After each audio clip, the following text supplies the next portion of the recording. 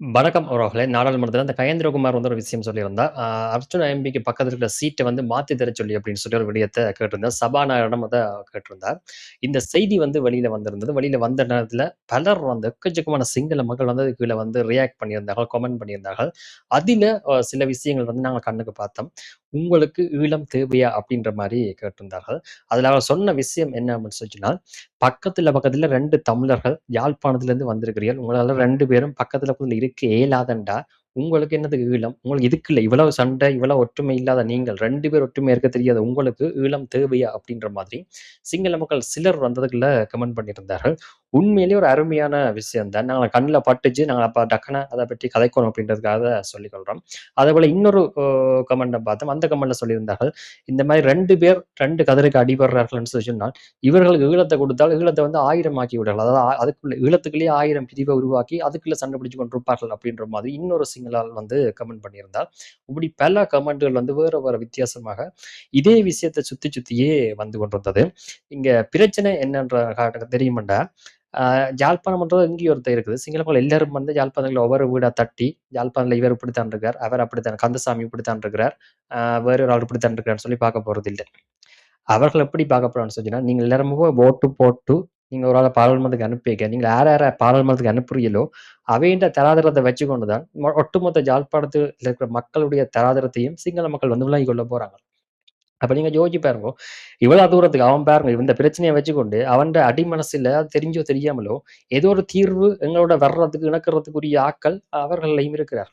ஆனால் இங்க என்ன சிக்கல் என்றா, நாங்கள் தெரிவு செய்கிற ஆட்கள், அதாவது நாங்கள் சாதாரண தமிழ் மக்கள், அன்றாட நேரத்துக்கோ அல்லது ஏதோ ஒரு கட்சி விசுவாசத்த பார்த்தோ, இல்லது ரெண்டிங்ல வரினம் என்று பார்த்தோ, இல்லது அவர் ஓட்டு போடணும், இப்ப இவருக்கு தான் ஓட்டு போடணும் அப்படின்ற மாதிரி ஏதோ ஒன்று தேர்தல் காலத்துல நடக்குது. அதாவது நாங்க சரியான முறையில சிந்திக்காமல் தேர்ந்தெடுக்கப்படுற எங்களுடைய அரசியல் பிரதிநிதிகள் அந்த பிரதிநிதிகளால அவை அங்க போயிட்டு விடுற குரங்கு சேட்டுகள வச்சுக்கொண்டு, சிங்கள மக்கள் வந்து உண்மைய சொன்னா அவைகள தாண்டி எங்கள தான் வந்து தவறாக, அதாவது சாதாரண மக்கள வந்து தவறாக நினைக்கப்படுறாங்க. காரணம், இவையே இப்படிதான். அதாவது இந்த பிரதிநிதிகள் வந்து குரங்கு சேட்ட உடைக்க, இவைய தேர்ந்தெடுத்தவன் இத விட குரங்கத்தான் இருப்பான் அப்படின்றது தான் வந்து அவர்களுடைய எண்ணமா இருக்கும். அது அவைக்கு இல்ல. யாருக்குமே அப்படித்தான் பாரு.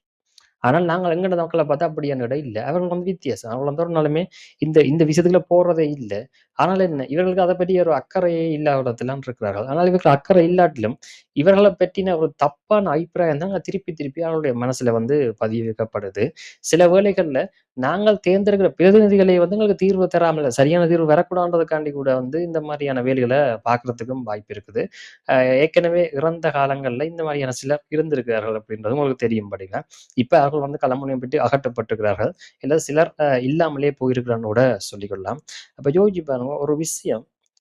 நாங்கள் சின்ன விஷயம். இந்த செய்திய எத்தன பேர் பார்த்திருப்பீங்கன்னு தெரியாது. ஆனா அந்த செய்திய தாண்டி, அந்த செய்திக்கு கீழ ஒரு குறிப்பிட்ட வீதமான சிங்கள மக்களுடைய அந்த பார்வை வந்து எங்களுக்கு ஆதரவா தான் இருக்குது. ஆனால் நாங்கள் எங்களுக்குள்ள சண்டை பிடிச்சு கொண்டிருந்தா, எப்படி அவன் எங்களுக்கு ஆதரவு தர்றதுக்கு வருவான்? வரமாட்டான். வரையில்லாத. இப்ப நாங்க முதல் விஷயம் எங்களுக்குள்ள ஒற்றுமை இருந்தா தான், அவன் வந்து ஆதரவு, அதாவது சிங்கள மக்களுக்குள்ளயும் குறிப்பிட்ட பகுதி வந்து எங்களுக்கு ஆதரவு தர்றதுக்குரிய வாய்ப்பு வரும். ஏன்னா சிங்கள மக்களுக்குள்ள குறிப்பிட்ட பகுதி எங்களுக்கு ஆதரவு தந்தா மட்டும் தான், இங்க ஒரு இணக்கமான சூழ்நிலை வந்து உருவாகும். அப்படி இல்லைன்னா இங்க பிரயோசனமே இல்ல. 2மே 2 தரப்பா இருந்து கொண்டு, காலத்துக்கு காலம் சண்டை பிடிச்சு கொண்டே தான் இருக்கணுமே ஒழிய, அதாவது என்ன சண்டைன்றது என்ன, தோக்க தூக்கி தான் சண்டை பிடிக்கணும்னு கட்டாயம் இல்ல.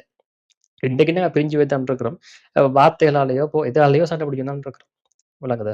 அப்ப அது ஒரு இணக்கமா வரணுமெண்டா, சிங்கள மக்களுக்கு இருக்கிற அந்த பகுதி வந்து சிங்கள மக்களுக்கு இருக்கிற குறிப்பிட்ட பகுதி வந்து எங்களுக்கு ஆதரவா மாறணும். உண்மையா அப்படி ஒரு ஆதரவான பகுதி அங்க இருக்குது. ஆனா நாங்கள் தானே வேற விடுறோம். ஏனென்றா, நாங்கள் எங்களுக்குள்ளயே சண்டை பிடிச்சுட்டு இருந்தா, அவனுங்கள பார்த்து பயப்படுறான். விரண்டு ஓடுற அளவில நாங்கள் இருக்கிறோம். அப்ப அது இந்த கமெண்ட் எல்லாமே என்னன்னு சொல்லிச்சுன்னா, அவங்களுமே அங்கலாய்க்கிறாங்க. சரி, ஏதாச்சும் ஒண்ணு செய்து ஒரு இணக்கத்துக்கு வரலாமுன்டா, நீங்கள் இப்படி சண்டை பிடிக்கிறீங்களே! அப்படின்ற மாதிரி சொல்றாங்க. இதுல நொண்டிச்சாட்டம்ன்னு சொல்லி சில பேர் யோசிப்பியல், அப்படி இல்ல. நான் எல்லாரையும் அவங்க அப்படி சொல்ல வரையில. குறிப்பிட்ட சதவீதம் இந்த மாரி இருக்குது. எங்கண்ட பக்கத்துக்கு சாஃப்ட்டான ஒரு பார்வை பார்க்கிறார்கள் இருக்கிறார்கள்.